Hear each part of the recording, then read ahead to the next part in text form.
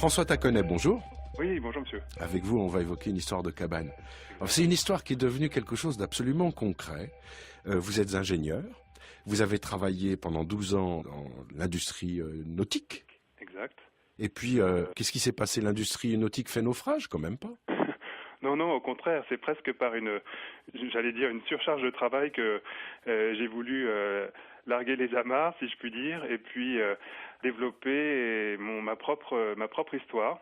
En me lançant donc dans cette aventure d'histoire de cabane, voilà, qui a débuté un beau jour où j'ai croisé sur la route une roulotte.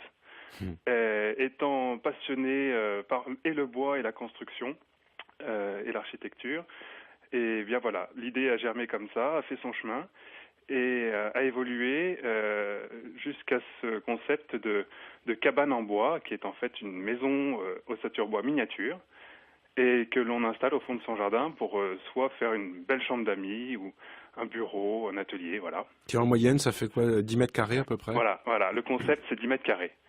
Ce qui fait que 10 mètres carrés, ça se loge assez facilement au fond de son jardin, ça se transporte facilement, donc ça se livre facilement, ça peut éventuellement facilement aussi se déménager, et puis ça crée un repère au fond de son jardin dont on peut difficilement se séparer en fait en finale. Alors, il y a des histoires de cabanes perchées, il y a des spécialistes pour cela. Moi, j'avais jamais vu encore la cabane transportable.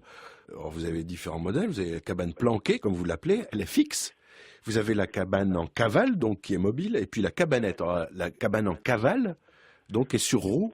Oui, c'est un des points forts de mon concept. En effet, c'est la possibilité en option d'avoir la mobilité de la cabane.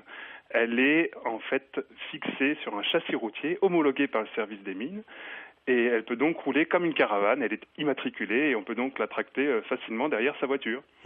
Voilà. Avec ce qui a pu rendre possible ce concept, c'est une astuce au niveau de la toiture, une partie amovible de la toiture qui permet de rester dans le gabarit routier pendant le transport. Voilà. François, pour continuer sur l'allusion à l'industrie nautique dans laquelle vous avez travaillé pendant 12 ans, vous avez quand même voulu là vous jeter à l'eau et créer votre propre entreprise, créer des emplois. Est-ce que vous avez eu des facilités pour cela? Tout à fait, oui.